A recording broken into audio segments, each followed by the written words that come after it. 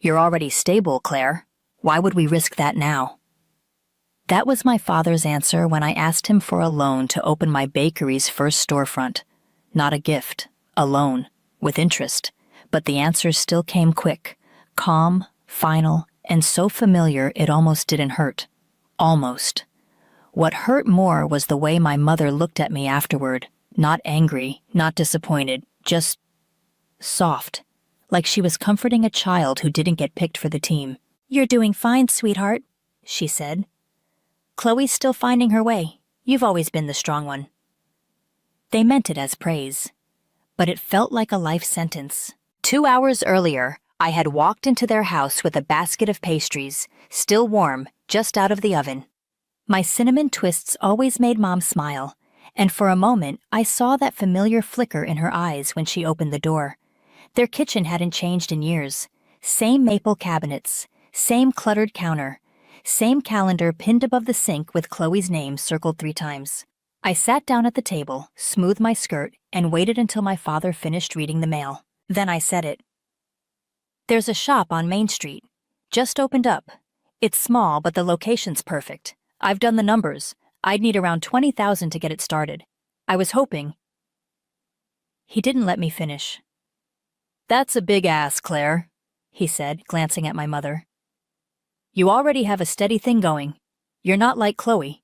She needs more structure. You've got yourself figured out." There it was again, that quiet dismissal dressed as logic.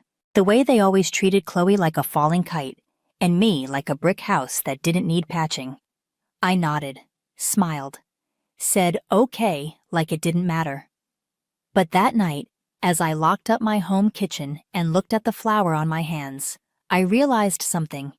They were never going to bet on me. Because I wasn't chaotic. Because I wasn't struggling. Because I made it too easy for them not to care. That was the moment I stopped asking, and the moment I started watching. I started watching. Not with bitterness, at least not at first, just curiosity. I wanted to understand what made Chloe so different in their eyes. It wasn't hard to see. She breezed into family dinners late, always with some new plan tucked under her arm. Skincare line, vegan bistro, pop-up art cafe. Her voice danced with enthusiasm. Her eyes sparkled with the thrill of the next big thing. And our parents? They ate it up like gospel. "Oh, Chloe, that sounds amazing," Mom would say, already pulling out her phone to share contacts. Dad, who never praised easily, would nod solemnly and say, "Just make sure you're prepared. We believe in you." Prepared? She never was. By 25, she'd launched and buried more businesses than most people attempt in a lifetime. None lasted more than a year. Each collapse followed the same script. The wrong partner, the wrong market, the wrong time. Never Chloe. There was always a reason, always a sympathy cushion waiting. And each time, the safety net only got wider. Bigger loans, more understanding. A new excuse wrapped in an old smile. Once, after her candle studio folded, Mom actually said, "At least she's trying. Some people never dream at all." I was standing right there, holding a tray of cookies I'd made to sell at the farmer's market. But no one asked about my day. That's how it always was. Chloe's fire was exciting, even when it burned everything down. Mine was steady, predictable, easy to forget. And yet, I didn't envy her. Not really. Because deep down, I knew she wasn't building anything that could last. She didn't want roots. She wanted wings. But our parents, they kept handing her feathers. The rest of us were just supposed to clap. They kept handing her feathers. Until one day, I saw the cost of every single one. It started innocently, like most betrayals do. Mom had called and asked if I could help organize her paperwork. "Just the tax stuff," she said. "You're good with spreadsheets, and I'm not." I agreed, like I always did. No resentment, no hesitation. Just that quiet, dutiful yes I'd learned to give since childhood. It was a Saturday. The bakery had just wrapped a big catering order, and I was tired, flour still clinging to my sleeves. But I showed up. The living room table was already covered in envelopes, receipts, folders half-labeled in faded ink. I worked in silence while Mom made tea in the kitchen. That's when I saw it. A thick white envelope marked in Dad's handwriting. Refinance package, second mortgage approved. I paused. It didn't make sense. Their house had been paid off years ago after Grandpa passed. That inheritance was supposed to be their cushion, their security, carefully invested, carefully preserved. I shouldn't have opened it, but I did. Inside were 20 pages. Loan documents, a signed agreement, $250,000, pulled against the equity of the house. But what caught my eye wasn't just the number. It was the name on the disbursement line, Chloe Martin Design Collective LLC. And below that, luxury auto purchase, Tesla Model Y, $63,732. My mouth went dry. Not only had they mortgaged their home, they bought her a Tesla.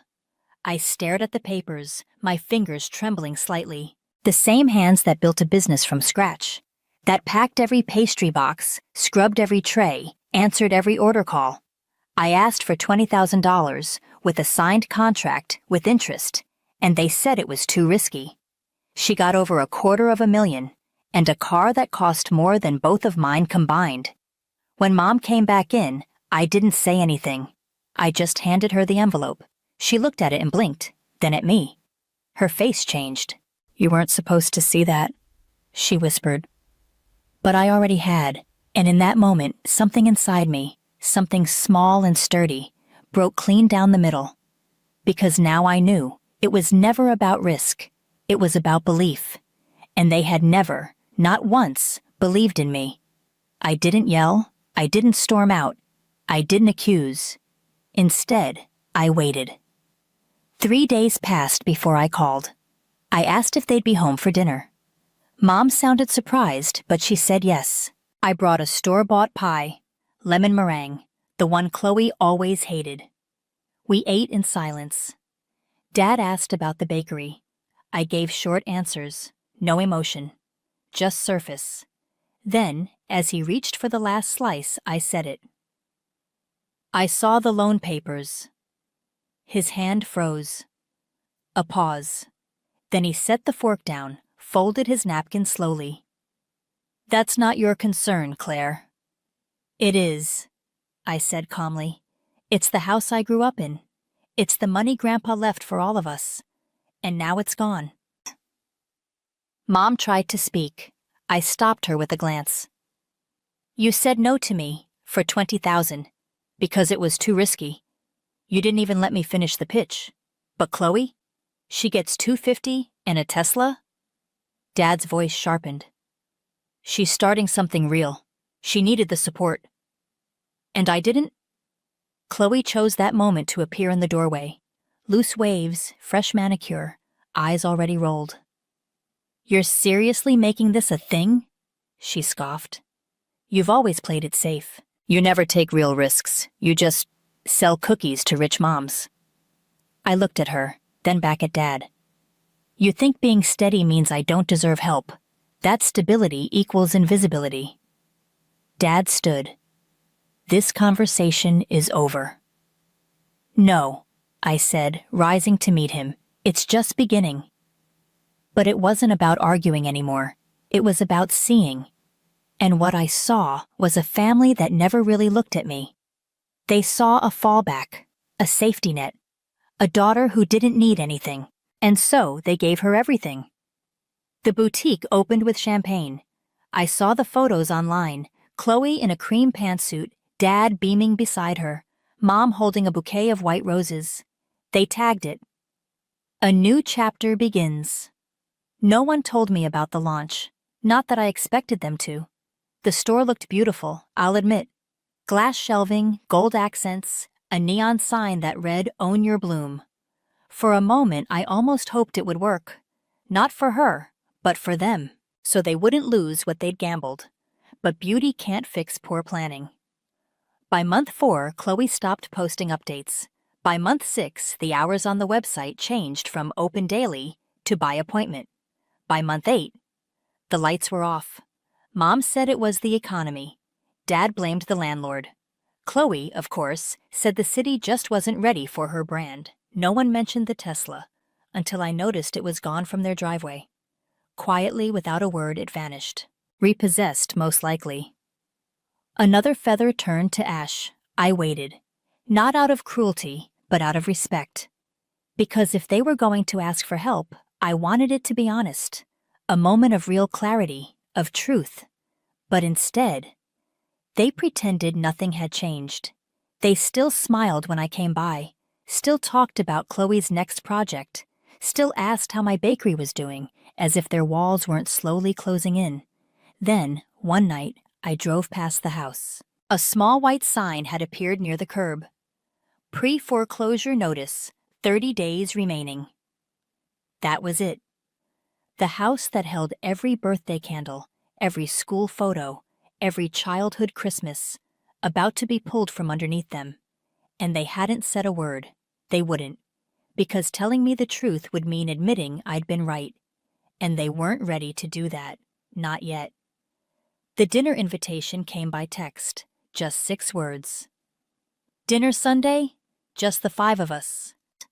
No explanation, no apology, no mention of the sign on the lawn. I almost didn't go. But something told me I needed to. Not to make peace. To hear what they wouldn't say out loud. The house felt quieter than I remembered. Hollow somehow. Like the walls knew what was coming before I did. Chloe greeted me first. Barefaced. Hoodie. No smugness tonight. Just a tired kind of performance. She poured wine like it was routine, but didn't drink any herself. Mom tried to act normal, bustling between the table and the kitchen. Her smile was overdone. The roast was dry. Dad sat at the head of the table, unusually still. No small talk, no teasing, just watching me. We ate like strangers. Halfway through the meal, Mom cleared her throat. She folded her napkin with shaky fingers. "We owe you an apology," she said softly. I looked up. Dad added, "We didn't always get it right with you. You were independent so early, we stopped asking what you needed." It could have been a moment, a real one. But I've learned to wait before believing, and I was right to. Because then Mom said, "Chloe's trying again. She's looking into real estate this time. Something more grounded." Then Dad leaned forward, hands steepled. "We were wondering if she could stay in your rental property, just for a year, until things are more stable." There it was. Not a question, not even a request. A strategy. The apology was never the point. It was just the soft lead-in. I set my fork down, took a breath, then looked at each of them in turn. No. One word. Flat. Unmoved. Mom blinked. Chloe went quiet. Dad's jaw clenched. "Claire, be reasonable." "I am," I said. For the first time in years. I thought that would be the end of it. I said no. I was clear, final. But 3 nights later, they showed up. It was just past 7 p.m. The sun hadn't fully set, but the streetlights had already flickered on. I had just finished cleaning up the kitchen, vanilla sponge cooling on the rack, the radio still playing oldies in the background. "Only You" by the Platters came on. That used to be Dad's favorite. He'd hum it under his breath when he was fixing the sink or mowing the lawn. Funny how something so gentle could feel like a warning now. I heard the knock. When I opened the door, all 3 of them were there. No coats, no luggage, just worn expressions and heavy silence. Mom's eyes were red, her cardigan inside out at the cuff. Chloe stood behind her, arms crossed, face pale and tight. And Dad looked small, like something in him had caved in. "We didn't know where else to go," Mom whispered. I didn't move, just leaned against the doorframe, arms folded. "Claire," Dad said slowly, "we made mistakes." The words landed flat. They weren't lies, but they weren't enough.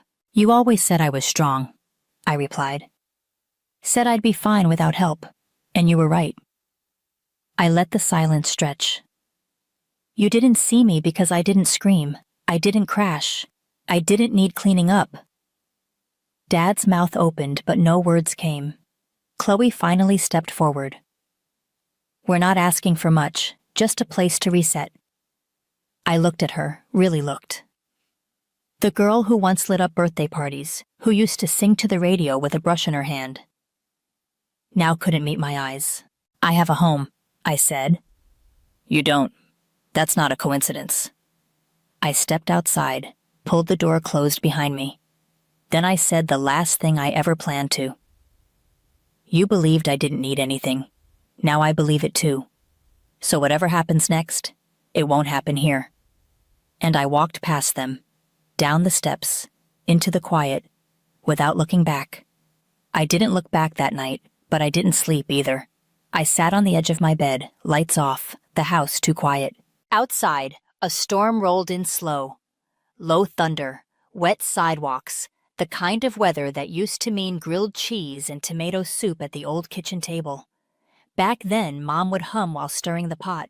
Chloe would beg for extra cheese. Dad would complain about the mess, but still finish every last bite. That was another life.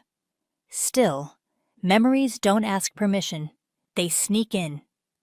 By morning, I had made a decision. Not from guilt, from finality. I went to the shelter on 8th Avenue. Someone had called ahead, probably Mom.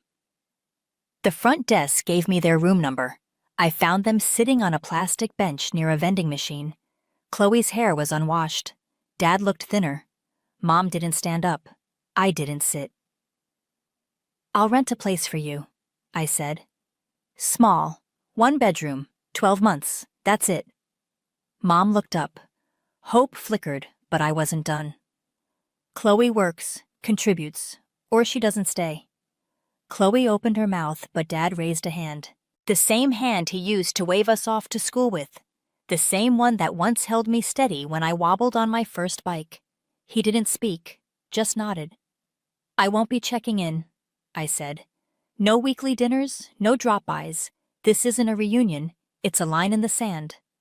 No one argued, and for the first time in years, I was the only one standing. They moved in 2 days later, a second-floor unit near the old train tracks, the kind you can hear humming just before dawn. When we were little, Chloe used to call them midnight giants. She thought the sound meant dreams were passing through the town. Now the same sound rattled their new walls. The apartment was clean but sparse. Beige carpet, peeling blinds, a tiny galley kitchen with a dented fridge that still had a working ice maker, something Mom noticed like it was a small miracle.